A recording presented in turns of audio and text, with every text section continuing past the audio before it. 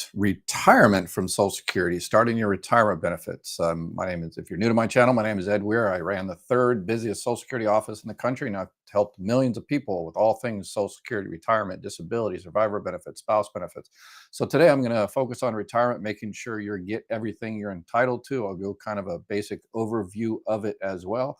And this is a live Q&A as well. So if you've got any questions, because a lot of this is obviously individual decision based on your particular situation. So nobody can tell you when you should retire, whether you should do it 62 or 64 or 67 or 70, and how to do it and all the rest of that kind of stuff. It's your particular case, your particular situation. But let's go ahead and again, this is also a live Q&A. Type your questions in there. If you're watching this on a recording later, make sure you subscribe, and that way if you do have any questions, you can find me again in all of this social media chaos out here. Okay, so for Social Security, for straight retirement on your own record, we're not talking about survivor benefits. Survivor benefits you can start at 60 years old, but we're talking today about just straight retirement on your own work record. Early retirement you can do as early as 62. You get a reduction every month. You file for benefits early from Social Security, your benefits are reduced every month early. There's a month. Some people think, well, if I have to wait for my birthday or it's a year. No, every month you start your benefits early, it's reduced. The full reduction is at 62 years old. And if you wait until your full retirement age, depending on when you were born, 66 and 6 months or 8 months, or 67 years old, starting next year, everybody is 67 full retirement age. And when you file at your full retirement age, you get the full benefit amount. And your benefits actually go up after that. It's called delayed retirement credits. So after your full retirement age, up until the month you turn 70 years old, you can delay and you get 8% per year. So if your full benefit amount at 67, let's say, is $1,000, if you wait until you're 70, you get $1,240.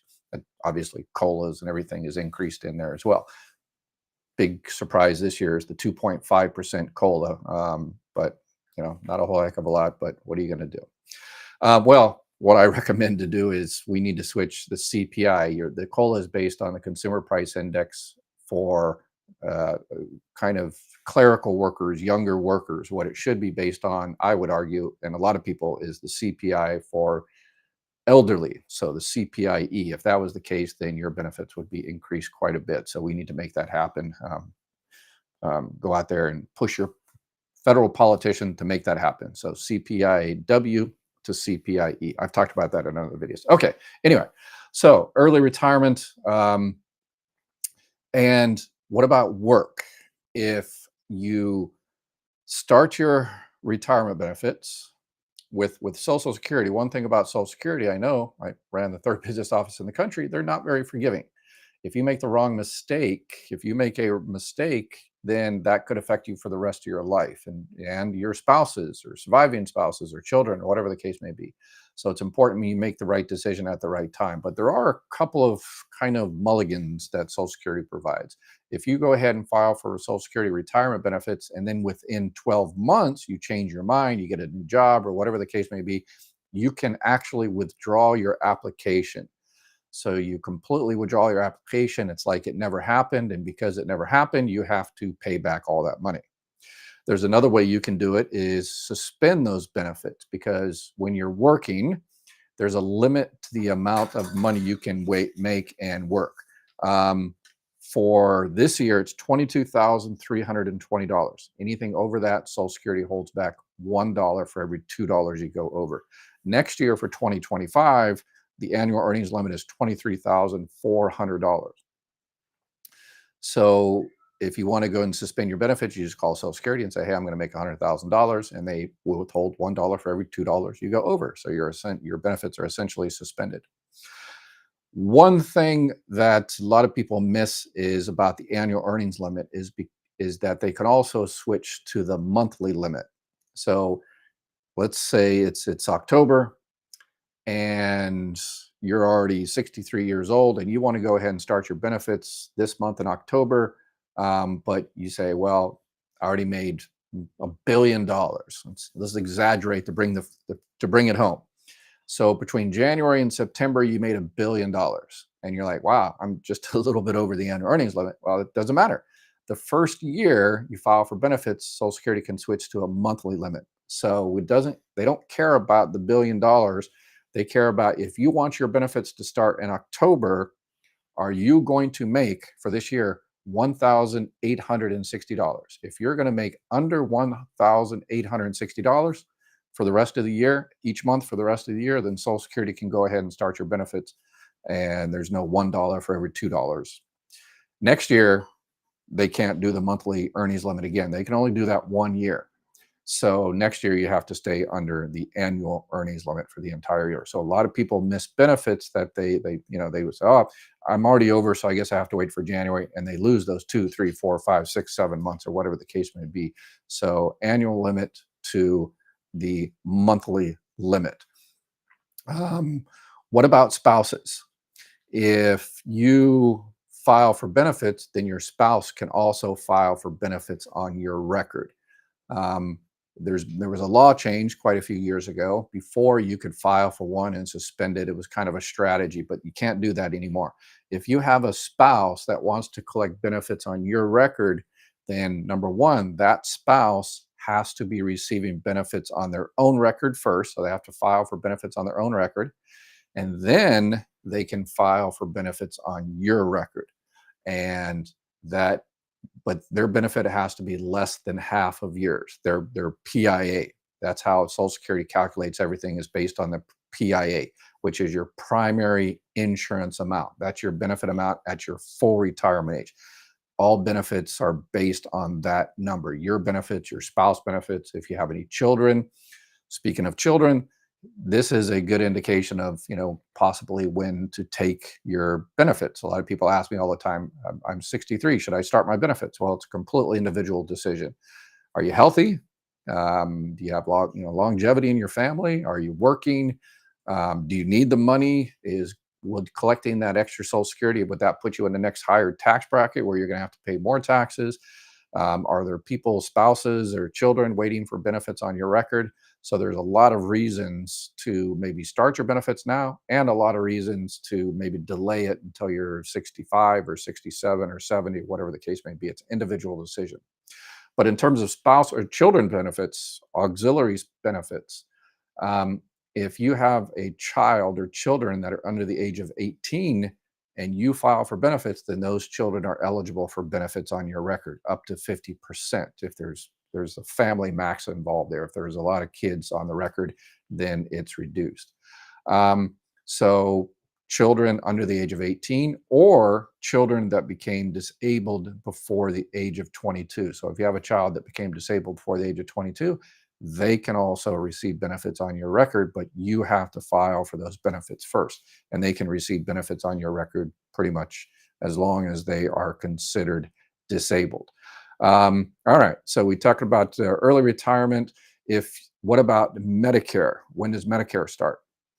In my personal opinion, how they should change it is, if you're 62 and you file for retirement benefits, I think your Medicare should start immediately, but that's not the case. Right now, the law is that your Medicare won't start until you're 65 years old.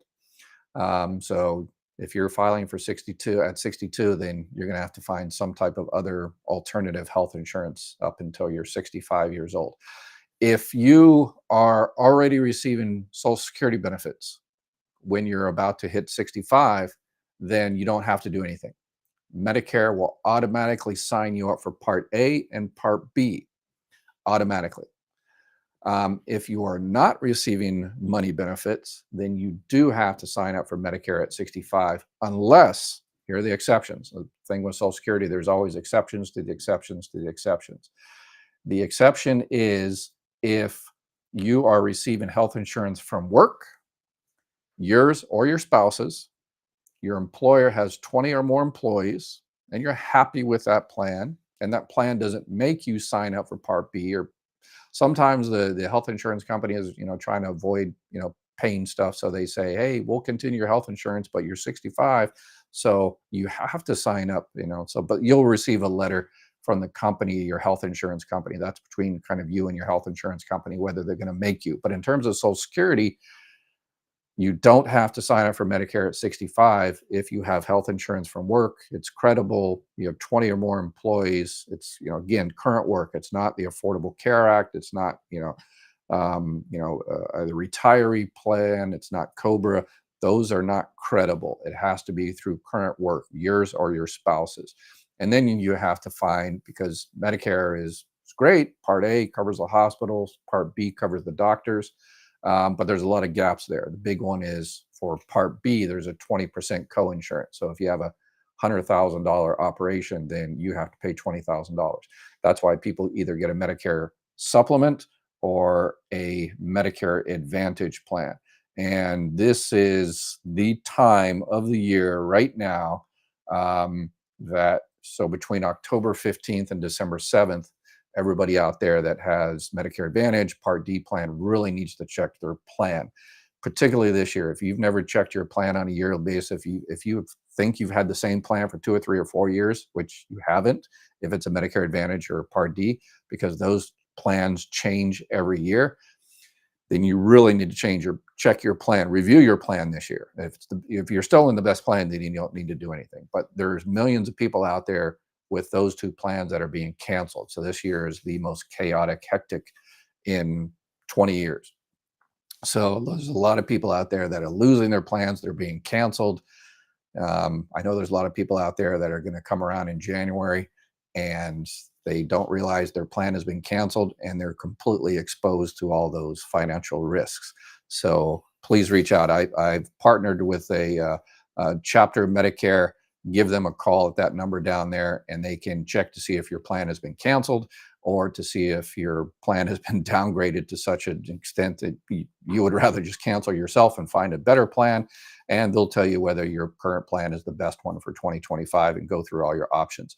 100% free. Give them a call. Tell them Ed said hi, and they will take care of you.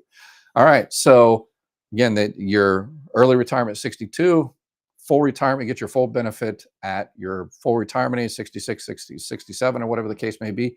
The key to all of this, the benefit amount you will get, and your spouses and everybody, will be based on your high 35 years of earnings. So this is crucial. Please pass this on to everybody you know, young, old, doesn't matter. After you file your taxes, you're not done. You file your taxes, and a few weeks after that, go into socialsecurity.gov, set up a My Social Security account, and check to make sure everything you worked and paid into last year is reflected in Social Security. So if you paid Social Security, FICA taxes and all that, make sure it actually hits Social Security. Sometimes there's, doesn't get there. Somebody types in the wrong social 12 instead of 21 or something like that. And what happens is I get contacted all the time. People come in a live Q&A and it says, I found a year. I know I worked in 1982, but it shows 0. Well, if they don't get that corrected, then they're going to receive the wrong benefit amount for the rest of their life. And if it was back in 1982, then, they're like, but I don't have the taxes anymore. I don't know how to prove it and yada, yada, yada. Come back to me. I'll show you. I've got a bunch of tricks on how to get that fixed. But the important thing is to get that checked out before. So every single year, remember the old days, they used to send you the letter once a year that says, here's how much you paid last year. Well, Congress said that's too expensive, so they stopped doing that, unfortunately. So it's incumbent to you to go in there to your account and set it up. And another reason to set up a My Social Security account at SSA.gov is it prevents other people from going in there and pretending to be you and setting up an account in your name and then causing you, troubles. So if you go in there and set up an account, it's a lot more safer. Even if you never use it, just go in there and set up an account, look at your earnings record, and if you never use it again, then whatever. But it's good to have it because it protects you in case someone else out there tries to pretend to be you.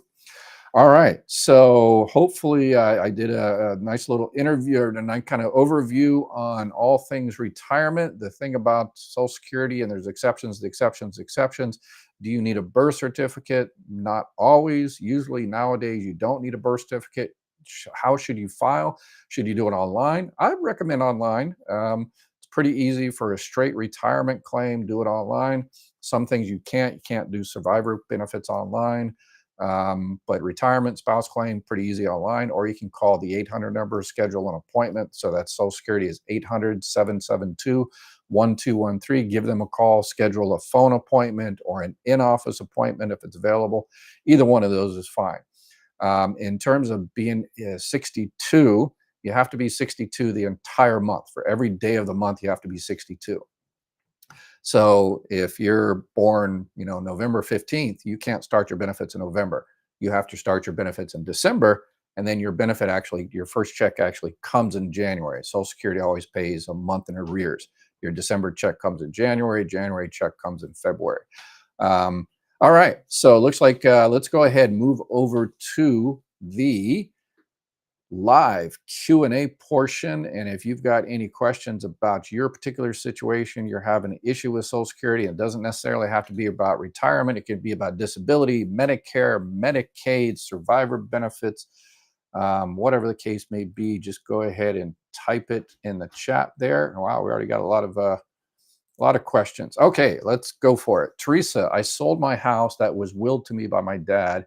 I'm only getting 18,000. I need a card to get my doctor's appointments. Will that go against my SSI? I receive SSI and SSDI. Okay. So what she's talking about is she receives disability from two different programs: SSI, which is a supplemental security income, which is a welfare-based benefit that Social Security administers, and she's receiving SSDI. A lot of people don't realize you can get both. That's what I'm seeing a lot is people don't realize they're not filling in all parts of the puzzle. Teresa's probably receiving SSI and then SSDI, and because she's get SSDI, she's gets Medicare, being on disability for 2 years. And then if she's on SSI, she's also categorically eligible for Medicaid from the state. And hopefully she also has a Medicare Advantage dual eligible plan because she has both of those. And she can get some other benefits there depending on her particular area. But her question is,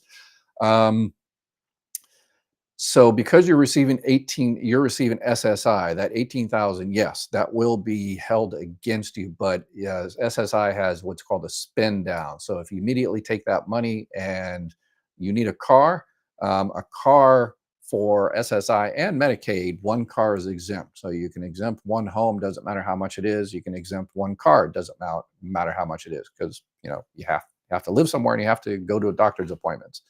So you may, so I would reach out to the Social Security claim specialist there, the SSI claim specialist, and say, hey, I've got $18,000 here, because they'll find out.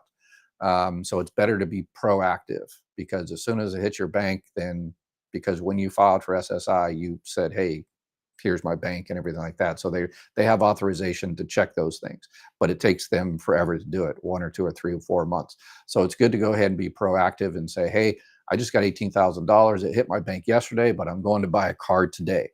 And then that's spend down, and they may or may not stop your benefit for that 1 month, but then they will restart it the next month, because you no longer have that $18,000 and you have a new car. Let's see here. Good afternoon. I am on SSDI since 55. If I have a small amount of income, say 5,000 a year, will that amount increase when I turn 65? So you're receiving SSDI, but you're still working a little bit, which is fine. You can still work as long as you stay within the limitations. I've done a few videos on that. But I think you're asking about, will your monthly benefit amount increase because you're working and paying into Social Security? Possibly, because that's how they determine your benefit amount, is your high 35 years of earnings. So if that 5,000 is one of your high 35 years, yes, once you do your taxes and notify your buddies at the IRS, and the IRS notifies Social Security, then Social Security automatically recalculates the benefits and increases your benefits if it applies. So, yep, that will increase your benefit if it's one of your high 35 years.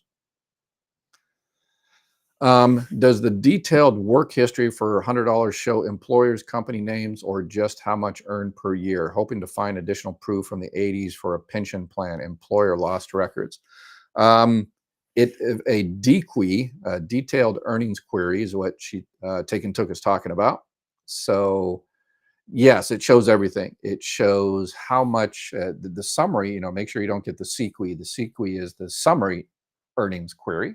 You want the DQUE, DEQY is the detailed one, and that one shows everything: how much you paid in FICA, how much your earnings were, the company name, the company address, the employer identification. I'm thinking in my brain how many millions of times I've seen these and trying to think of all the other different stuff, what quarter, and yeah, it shows a lot of detail. So you're looking for proof of a pension plan employer lost.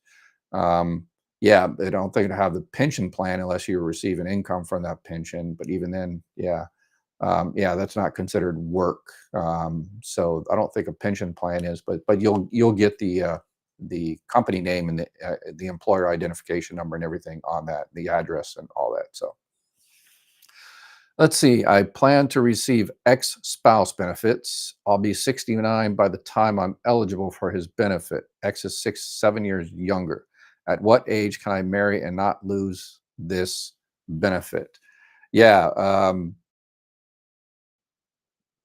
you'll lose that benefit because it sounds like your ex is still alive and kicking. You're probably thinking about survivor benefits. When you're receiving survivor benefits, you can get remarried after the age of 60. So, yeah, if that person is still alive and kicking, then your benefits will stop when you remarry. There is a 1 year rule that once you're married, you cannot get benefits on the new record until 1 year. But there's an exception, just like everything else, that if you're currently receiving benefits and the other person is receiving benefits, then you can usually switch over to that new person's benefits and file for spouse benefits if there's obviously your benefit amount is less than half of theirs. Wilma, I received workers' comp and recently got approved for SSDI. How will this affect me when I get a scheduled award? So, workers' comp, public disability, depends on the state how they do that, but probably it's going to affect your SSDI. It's going to be offset. And why that is Congress decided that people that are approved for disability and start receiving disability benefits, their benefits shouldn't be more than when they worked. So if you're going to receive Social Security disability and it's, let's say, $2,000, and then you're also going to receive workers' comp, which is $2,000, that's $4,000 total. And your average earnings when you work were only $3,000. Congress said, yeah, that's, shouldn't get more on disability than when you actually work. So that's where the offset happens. So you have to make sure you notify Social Security of when you start those benefits. And what a lot of people do is they think they're smart and they say, well, since it offsets my monthly benefit amount forever, as long as I get the workers' comp, I'll just go ahead and get a buyout and just take a cash thing. And yeah, nice try. But Social Security, what they do is they annualize it. They say, okay, you got $100,000. You're 55 years old. Someone your age usually lives till 78. So they take the actuarial table and they find out how many months, and they take that 100,000 divided by 100 months or however many months. So yeah, a lot of people are surprised, but I don't get it anymore. I got the lump sum. Well, yeah, still, unfortunately. Nice try. Told I would lose my SSDI credits if I didn't apply now. What if it takes years to get approved and they post date me back only 1 year? Can they say after a few years that I don't have any credits? All right. So what Naluk is talking about is issue with the DLI, the date last insured. So in order to get disability benefits, you have to be insured two ways. You have to be, for SSDI. SSI is the welfare-based program. You don't have to, that's a welfare-based program. You don't have to pay into Social Security. But SSDI, Social Security Disability Insurance, you had to pay generally 10 years. If you're younger, less. But you had to pay into the system 10 years, just like for retirement. You had to pay 40 quarters, 4 quarters per year, 10 years. Okay. So that's if you're insured there, that's what NALUC is. NALUC is not talking about that. He or she is talking about the date last insured. So you also have to be currently insured. So what that basically means is you had to work 5 out of the last 10 years. So you could work 5 years and then take 5 years off, but you had 5 out of the last 10 years. They don't need to be consecutive or anything. Basically, and the reasoning of this, I always like to give it kind of a reasoning behind how the sausage is made, is if you are insured, you worked in your 30s and you got your 10 years and you're good. And then you take off for the next 30 years and travel the world, and then you get hurt, cliff diving in Brazil or something, and you come back and say, I'm hurt, I can't work anymore. And they're like, you haven't worked in 30 years, so you're no longer currently insured. So you had to work 5 out of the last 10 years. So in your particular case, they will look at the DLI and they will do the calculation, the date last insured. And if you're approved before that date last insured, then you're good. After it, then maybe not so good. So Social Security will do that kind of convoluted calculation for you. Let me see. A friend of mine, Social Security got lowered after they sold a piece of property. Is that right? All right. A friend of mine, Social Security got lowered after they sold a piece of property. So there are going to be 2 reasons. Number one is if the person is receiving SSI, actually not Social Security, but SSI, the welfare-based program, then yes. Then because that's a welfare-based program, if you get money coming in, that's, yeah. But that's probably not it, because a piece of property, it sounds like it was a second home or a second property, so you probably wouldn't be qualified for SSI. So what you're probably talking about is IRMA, the income related monthly adjustment amount. So basically, if you're receiving Medicare and your earnings modified adjusted gross income 2 years ago is over, this year it's 103,000 for a single, 206,000 for married. So sounds like your friend 2 years ago sold property, and that counts. Unfortunately, capital gains on that counts. So Congress did not make an exception for that. I don't know why, but they didn't make an exception. So that counts as essentially income. So as a high wage earner, even though it was just property being sold, your Medicare Part B premium is more. So it's not the $174.70. It's $100 or $200 or $300 or $400 more than that. But it'll only be for 1 year. So it'll only be 1 year unless the following year they, have a bunch of income as well, 103 or 206,000.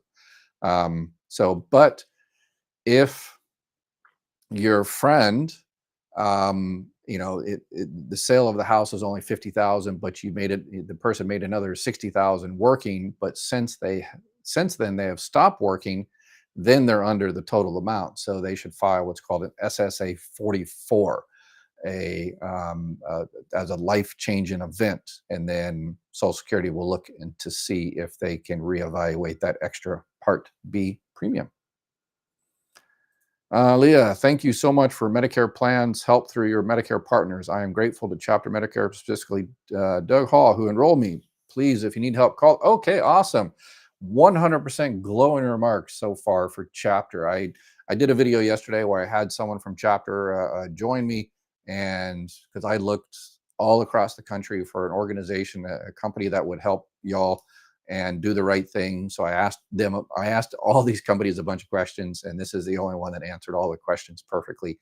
And so I asked him yesterday what all those questions were again, so y'all see what kind of questions I asked. So watch my video yesterday, but yeah, they do an awesome job, and it's 100% for free. Glad. Thank you for providing that response. I want to keep up on, make sure, yeah, they all treat you all right. But 100% perfect review so far. I like it. Don, does Social Security and pensions count as income for marketplace insurance? I'm not really a super expert on marketplace insurance. Yeah, I don't want to, I do Social Security, I do Medicare, I can help with Medicaid. I used to work for the Department of Social Services. I don't want to get too much into marketplace. There's, I definitely want to stay away from IRS. There are too many people out on social media that are, think they're experts, particularly in Social Security. There's, so far everybody on social media and TikTok and YouTube and all that, they never worked at Social Security. They probably never read through the 20,000 pages, but they're all, full of Social Security recommendations, and don't. You're giving out incomplete, incorrect information. That's why I stay away from IRS questions, because I don't know anything about the IRS other than I don't like them. Um, it's necessary evil. Kimberly, what was the annual limit you have to stay under if on SSDI to not lose my benefits, or is that figured monthly for 2025? Have SSDI and widows now. Okay, um, so yeah, you're in an interesting situation where you are, you have kind of the double. There's not an annual for SSDI. I did a video on this. Let me pop up what it looks like. So watch these videos for the top one, the Social Security Disability and Work, and that's SSDI and Work, and it gets into all the gory details. But basically, a couple of things is, you have a 9-month trial work period. Doesn't have to be consecutive. You can work, make $1 billion a month for 9 months, and it won't be held against you. But after that, it will stop your benefits. And then after that, there's a 36-month called extended period of eligibility, where you can continue to work, but every month you go over your over the substantial gainful activity, which this year is the $1,550. They'll stop your benefits for that particular month. And then, because you're also receiving widow's benefits, and everybody, Kimberly did it right. Kimberly is one of the probably only 10% of people that did the right thing. So good job, Kimberly. A perfect example for us. She's receiving disability benefits, and because she's receiving disability, she's probably already receiving Medicare. You get Medicare after being on 2 years. But she knew that even though she was receiving disability benefits, if she's entitled to other benefits, spouse benefits, surviving spouse benefits, divorce spouse benefits, she can still get those and continue to get her disability and continue to get her Medicare. There's so many people out there. Please share the words, like and subscribe and share, and whatever YouTube stuff they make you do to teach this stupid algorithm that this is important information, please. Because there's so many people out there receiving disability benefits, but they have more money available to them, but they don't want to file for that extra money because they think that will override their disability, and therefore their Medicare will stop. That is not true. Kimberly is a testament to that fact.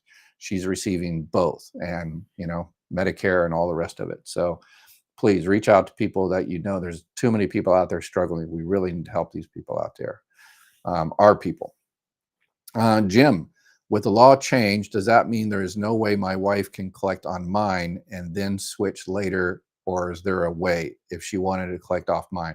There is a way. It's called shuffle off your motor coil, right? You don't want to do that. But yeah, yes, the law changed in 2016. The only people that can do that is surviving spouses. But yes, you are correct. She has to file for benefits on her own record. And then once you file for benefits on your record, then she can file a spouse claim. But the old way, before 2016 law was passed, there was a file and suspend, where you could go ahead and file and suspend it, and she could continue to receive benefits on your record. But can't do that anymore. How would taxes be if I started collecting Social Security at full retirement age, but still kept working full time for a few months? Again, so you're talking about taxes, and I don't want to answer tax questions. If you're asking, a lot of people confuse this. They think that $1 for every $2, that's kind of a tax, and it's kind of whatever. But if you're talking about that, perhaps if you're your full retirement age, in terms of Social Security, if you're your full retirement age, nothing is withheld. Nothing is withheld for work after you reach your full retirement age. So you can make $1 billion a month, and Social Security is not going to withhold anything. The IRS, well, if you're making $1 billion a month, then the IRS probably won't withhold anything anyway, because you've got awesome lawyers and accountants to hide all that stuff in the Cayman Islands, right? So, but for the rest of us, Joe Sixpacks, yeah, we have to pay taxes. Renee, I've been on disability SSDI since 1996. Married 17 years, and my husband collects SSDI this last year. He is 58, never remarried. Can I collect from his SSDI even though we were both under the age of 62? No, you have to be 62. So yeah, once you're 62, then you can go ahead and see if there's any spouse benefits. Again, your benefit has to be less than half of his. LaDonna, spouse passed at 50 a number of years ago. Can the surviving spouse, now 64, sign up for survivor benefits while continuing to work? Yes, absolutely. But it depends on how much that work is. It's again, for next year, it's 23,400. This year, it is $22,320. So you can collect survivor benefits and continue to work as long as you're under that. If you're over that, then Social Security holds back $1 for every $2 you go over. Let's see. My sister-in-law is 64, collecting Social Security. Can she collect spousal benefits from her husband, 60 years old, on Social Security disability? They have been married 30 years. Yeah, if he's on disability, if he's receiving benefits and she's at least 62 years old and her benefit amount is less than half of his, yes, tell her to call Social Security immediately, if not sooner, and go ahead and file for those benefits. Question here. What about if you sell your residence and buy another house? Will your Medicare premium be affected? Um, yeah, that's it. Doesn't you had that money coming in? What you do with it afterwards? Buy another house, take a trip to Bermuda, or whatever the case may be. It doesn't matter. You still had that money coming in, so you'll still get the extra Part B premium. Divorcing soon on SSDI. How much spousal maintenance can I receive? Yeah, that's between you and I guess your lawyer. 58, retired, $40,000 pension, 260 in investment. Should I use investment dollars and wait? Yeah, that's completely your decision. So yeah, there's some people, if it depends, if you're not working, collect it at 62. It'll be reduced, fully reduced. But sounds like you're a good investor, so you might want to take that extra money from Social Security and invest it and make more than what you would get from waiting on Social Security. So how can we bypass windfall provision on Social Security? Work 30 years of substantial earnings. Can I still apply for widow's benefit? My husband passed away 8 years ago. His two boys. Yes. There is no limitation on survivor benefits, widow's benefits. So if you're eligible for them, doesn't matter if you were married to the person when you were 22 years old. If you're eligible for them, then you're eligible for them. And you're like, well, at 22 years old, that wouldn't work, Ed, because you had to be married 10 years. No. If you were divorced from that person, then yes, you had to be married 10 years. And I guess 22, you have to be married at 12. And I think Kentucky, West Virginia. Anyway, no, I don't think that you can get married. Anyway, but yeah, if you were married to the person when they passed away, then you just had to be married to that person for 9 months. There are a couple exceptions there, but let's see here. So you pay taxes on Medicare payment. Again, I don't do taxes. Medicare payment taxes I'm not sure what. Medicare payments go directly to doctors and hospitals, so you wouldn't pay, on a Medicare payment. I'm not sure what that question is. Let's see here. Question for a friend. Here we go. That's what I like. I like this. Sister-in-law, question for a sister-in-law, question for a friend. That's what we need out there. We need more of y'all out there to go out there and help your family and friends make sure they're getting everything you're entitled to. All right. Let's see. Question for a friend who never filed for Social Security spouse benefits. She has Medicare Advantage in her upper 70s and was married over 27 years before divorce. Husband passed 10 years ago. What should she do now? Immediately, if not sooner, contact Social Security and find out if there's any extra benefits for her. So she was married for 27 years. That's perfect. You only need to be married 10. So tell her to call Social Security and see if there's any more benefits. And she'll say, well, I don't know the person's Social Security. No problem. No problem at all. Just call the 800 number, 772-1213, and say, I was married to this person and the person's name is this, date of birth, as well as you know it, or the city and state where that person was born, and they'll be able to find it. I've never not been able to find a social security number. So they'll find the social security number, they'll look at the record, and if there's any money for her, they will set up an appointment immediately, and then she can go get her money. If they set up an appointment, don't delay. Get this immediately as soon as possible. If she was in her 70s, they should be able to give you like at least 6 months retroactive benefits or more. Um, and don't worry about the documentation about the marriage force, the marriage certificate, and divorce decree. You're probably going to need that, but don't delay the calling. Don't delay setting up an appointment, because every month you do, you're losing money. And then in terms of Medicare Advantage, make sure she checks her plan. And if she says, which a lot of people do, oh, I've had this plan for several years and I like it, 0 premium, so why should I change? Well, number one, you haven't had that plan for several years. You've had that company and that plan card maybe, but everything under the hood has changed. Those things change every single year. In 2025, it's going to be the massive changes, a lot of changes for 2025. So there's no telling, it's all the secrets, in the fine print that you really need help. So if you have someone that helps her with her, friend or neighbor or whatever, helps her with Medicare, reach out to them. If not, reach out to my team at Chapter Medicare, and they can walk her through and see if she's still in the best plan. The minute you get remarried, you lose your ex-spouse benefits. Yep, exactly. But again, there is the thing about a year. You have to be married to the person for a year before you can start benefits, but there are exceptions on that one. Hello, I am on disability. How long before I see payment? So sounds like you were recently approved for disability. Yeah, there's too many variables. If it was an initial claim, it doesn't take that long. If you were approved at the administrative law judge, then that takes longer to get your first payment. Are you familiar with Bill HR 8702, bipartisan bill passed the House, moved to the Senate concerning MA prior authorizations? If so, not that particular one. There's so many bills, it's the old, the 19 schoolhouse rock, right? Remember the old schoolhouse rock there? A bill becomes a law. So there's thousands of bills, and it's not really relative until it actually becomes a law and gets passed by Congress, right? So there's the old schoolhouse rock.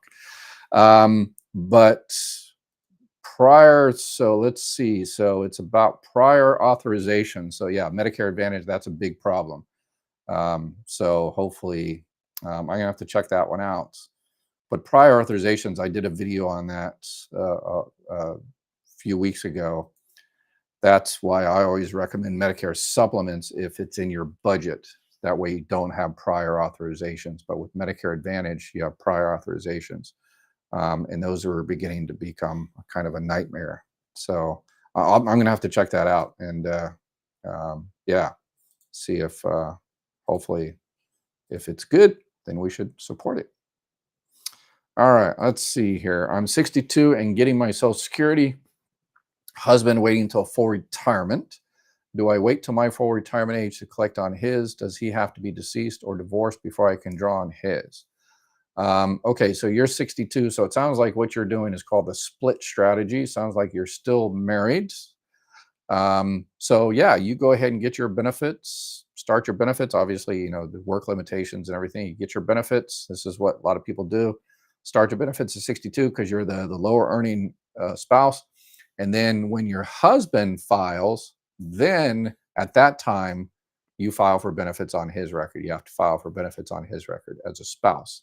So if he waits until you're your full retirement age, that he files when you're your full retirement age, then you get 50% of his full benefit amount. Let's see, Linda. Do you file for independent divorce benefits at the same time I file for benefits and receive verification letter, or wait a day or two after I file for mine? Either way is fine. Yeah. You can file at the same time. Yeah, probably the same time is better. So you file for benefits on your own record, and then you also file for the independently entitled divorce spouse benefits. And I've done that thousands of times. It's basically do one claim and then you do the next claim, but you press the button on your retirement benefits and you get that set up. And then once you get that set up, then the next day the person pushes the button on the second one to get that set up. So yeah, it's for you. You can do it the same day. So Jim, the extra you get every year by waiting after 62, is that based on future earnings or just extra time you're waiting? Both. Not future earnings. It's based at the extra you get every month by waiting. Every month you wait, your benefits go up. That's based on waiting. And then if you wait for an entire year, you also possibly you get the COLA increase for that year. And if your year is one of the high 35 years, then you get that increase as well. So Christina, I plan to retire at 62 in 2026. I plan to apply around August, September, and receive it. Okay, August. Will it be worth waiting over a month? January, my Social Security is now only shows a difference. Yeah, that's most people. If it's only a month or two like that, most people just go ahead and So if it's only $10 difference, then you know you take how much your benefit is going to be. If your benefit is going to be $2,000 a month and you get it 2 months early, so you get it $4,000 in your pocket, and you're like, but I'm losing $10. So you take 4,000 divided by 10, and it'll tell you usually come out to like 14 years to break even. So most people just go ahead and take it. But can I receive retirement benefits along with my death spousal benefits? You get the higher one. So if you're receiving surviving spouse benefits, then what most people do is they continue to get their surviving spouse benefits and they let theirs increase until it's more. And it will continue to increase every month until you hit 70 years old. So, between now and then, you might switch on to your own and get those extra benefits. You don't get both. You get one minus the other. You do kind of technically get both, but it's kind of offset. You receive, yes. So you knew the answer. You get the highest one. I've got different answers at Social Security. Yeah. Will they apply deemed filing to my ex-spouse work record if I get SSDI? I would like to use his record when I convert to Social Security and get 50%. Yeah, deemed filing is pretty much everything. So you're getting retirement or anything like that. So yes. There's a bunch of exceptions in there. I would like to use his record when it converts to Social Security and get 50%. So the how it's written in the policy in Palms is that there's deemed filing. How it works in practice, that's why I'm always kind of cagey about this, and I don't want to speak any more than how it works is if you go ahead and wait. Well, let's say this. Okay, I'm being very cagey here, aren't I? If you go ahead and wait because you want the full 50%, and at that time they determine, well, you should have filed, 2 years ago, then they will backdate it 2 years ago. If they don't, they don't. And so maybe I should just leave that there because the system is not great and the employees miss this quite often is the deemed filing. And between now and then, maybe they change the law to where they exempt, like survivor benefits is exempt from deemed filing, but disability is not. I think disability should be exempt from deemed filing. So that is my non-answer answer. So sorry, that's probably why. That's not why you're receiving different answers from Social Security. You're receiving different answers from Social Security because you're probably talking to the frontline people that don't know about deemed filing and details and stuff like that. So there. I'm 64 and I'm on SSDI. Does that mean I need to apply for early retirement now? No, you don't have to. Most people that are on SSDI, you don't do anything. You just keep on keeping on. Once you hit your full retirement age, then your Social Security benefits automatically switch to regular retirement benefits. But your benefit check and everything stays the same. It's just that you no longer have any work limitations. But one thing I recommend is because you're 64 and you're going to be 65 soon, And probably in your state, most states, you were only able to get a Medicare Advantage plan because you couldn't get a Medicare supplement plan because, you're on disability under 65. But once you turn 65, you can get a Medicare supplement plan without being denied because of health issues. You can't be charged extra. So at 65, I would definitely see if that is an option that you're interested in. All right, we're coming towards the end, and I've got a lot of questions. I'm going to jump around a little bit um, and get people that I haven't seen anybody haven't answered any, but new people here. I was told by an insurance broker today that NNG plans are no longer a thing in Wisconsin. Is that true? Some states, Wisconsin, I think is, Massachusetts, they have their own kind of number, their letters. It's not NG and stuff like that. Yeah, I think Wisconsin is one of those that does something a little strange, but they have like N and G lookalikes where you can design one based on, because all insurance is state regulated. So I know in Massachusetts, maybe in Wisconsin, so you can reach out to chapter there and they can see if they can build you an N or a G lookalike. So, and then let me know how that goes. When someone applies for Social Security, is the DQ pulled for their final calculation? Um, um, well, the DQ is, yeah, that's not pulled. It's not printed or anything like that, unless you ask for it, which I would recommend if you have a issue about a particular year. But no, your Social Security is based on your earnings, which is your DQ, CQ, same thing. I have an Advantage plan because I needed. Oh, why isn't it showing up? Because I needed the dental portion. The dentist wants to do a predetermination and charge 2,000 for a partial, but the plan will only cover 700. Okay, here's the trick. Particularly, we're coming at the end of the year. You have a plan, and everybody, please, if you have a Medicare Advantage plan and you have some dental, vision, hearing, or whatever, free gym or whatever it is, that all goes away December 31st. So use it. So Cynthia, here's what I recommend. You use everything you can there, and then, contact chapter if you want, and they will find another Medicare Advantage for next year that has as much money as they possibly can find in your particular area. And what you do is you tell the dentist, say, hey, I've got 2,000 now. Let's go ahead and do $2,000 worth. And in January, when I get the new Medicare Advantage money, dental money, then we'll do whatever is left on the remaining. So that's a trick people do. And then, next year, you get all your dental done. So you don't look for a Medicare Advantage plan with the most dental. You look for a plan that's going to, save you most in case you go to the hospital or whatever the case may be. So that's kind of how because all this Medicare money is, you paid for it. These companies aren't giving you anything for free because they're nice and altruistic and all that stuff. No, no, no. All that money is yours. All those decades you paid into FICA includes the Medicare tax. And that's where these companies are getting that money. It's your money. So go get it. It's your money. Okay, so I'm asked to pay the difference, but the insurance says that is not kosher for the doctor to do. Okay.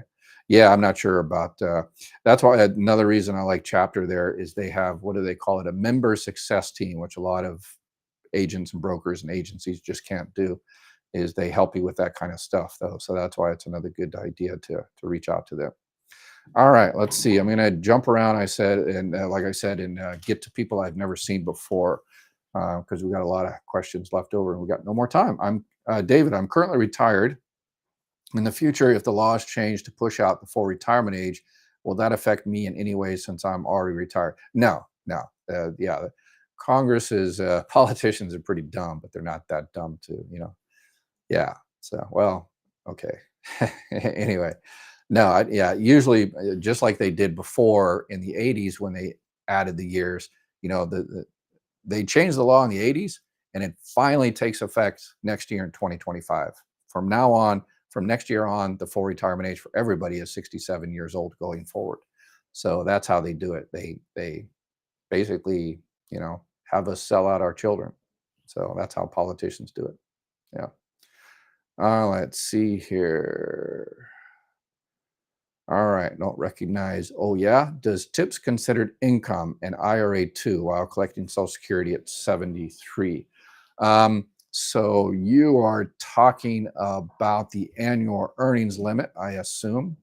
Oh, she meant at 62, not 73. Okay, she made herself 10 years older there for a bit. At 62, okay, I was about to say, yeah, if you're 73, it's not relevant. Um, if you are 62, then the IRA, no. Tips, if you're waitress like my mother was forever, yeah, that's income. So however you file it with the IRS as income, then yes, that is wages income. Tips are yes, part of. So if you make over, this year's the $22,300 in tips, then yes, they will hold back $1 for every $2 you go over. Maria, if I was disabled and on SSI before my husband died, am I on survivor benefits, widow's benefits, or his retirement? I live in Florida and receive 12-month pension.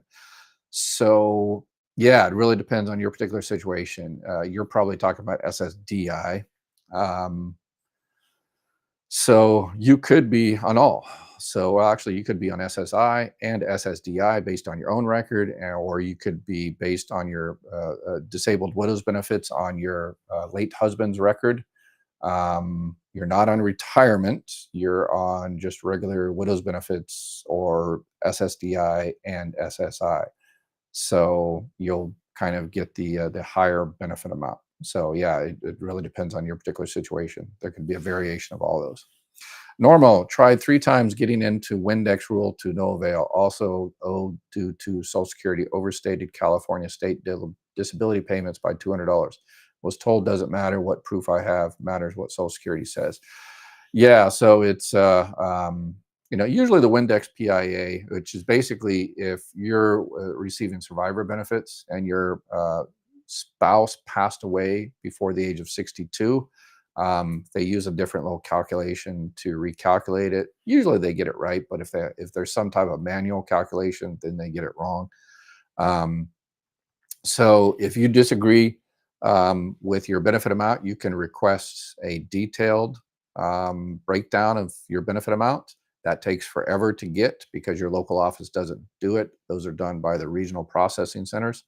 And then if you disagree with that, then you file a reconsideration. So the entire process, unfortunately, takes forever and a day.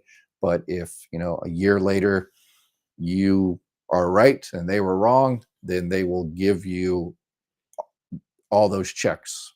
If you should have been getting $100 more the past 12 months, and then you win your argument, then they'll give you $1,200 back pay and increase your benefits going forward. All right, I don't recognize CRM. My husband is on Medicare since January 24 with a MediGap N plan. Is he able to change the MediGap plan to G without medical history since it's less than a year? Probably, it depends on your state. If he's healthy, and again, healthy is, it depends on the particular insurance company, but hey, it doesn't hurt to try. So reach out to the person that signed you up there, or call chapter, and they'll see if they can switch you over. What sounds like y'all are trying to do is an N is cheaper per month. Um, but you have to pay for doctors and stuff like that. If you go to a doctor a lot, then maybe a G would be better. There are definitely G's are they're easier to explain, but it's going to be a bit more monthly premium and everything. So people all year long. So right now we're in the midst of the annual 15th to December 7th. Any changes you make will be effective January 1st. But throughout the year, if you're new to Medicare, you can sign up anytime throughout the year. If you want to switch from a one company's G to another company's G because it's cheaper, from a G to an N to an N to a cheaper N, from an N to a G, whatever the case may be, F, then you can do that 365 days of the year if you have a special enrollment period or if you can pass the health underwriting, which is just basically answering 20 or 30 questions. So let's see here. If I file for my retirement early and switch to my survivors at full retirement age, will I get 100% of survivors? Spouse never filed. Spouse never filed. Yes, you'll get 100% at your full retirement age. 100% of that person's primary insurance amount because your spouse never filed. All right, we are out of time. Let me see if I've got anybody else that I don't really recognize here. Sonia, do I recognize Sonia? Okay, if I make 2,500 on retirement, Social Security would I have to pay? Oh, okay, that's an IRS question. So I would pick out an IRS question. Let's see here. All right, let's go. Started SSDI and received back pay. I have phone interview on the 17th of the month to add my toddler as a dependent. I have two other sons who live with their mothers. I was told the mother's half, and there's to file for the sons. If my toddler gets the monthly money and the half of the back pay, and the boys get theirs approved supposedly December, all kids will get equal. Yes. So basically, it sounds like there's a family max on there. So there's a maximum that can be paid out to the dependents. So you file for benefits on the child in your custody, and you file the representative payee, and then your ex files, or whoever files for benefits for the other children, and they have to file a representative payee application too. So yeah, so whatever's left over on the family max, it's divided by however many children. And if the family max is not an issue, then they will just get 50% of your full benefit amount. All right, that is it for today. I'm sorry I didn't get to all the questions, but I will be back again tomorrow. Y'all have an awesome day and take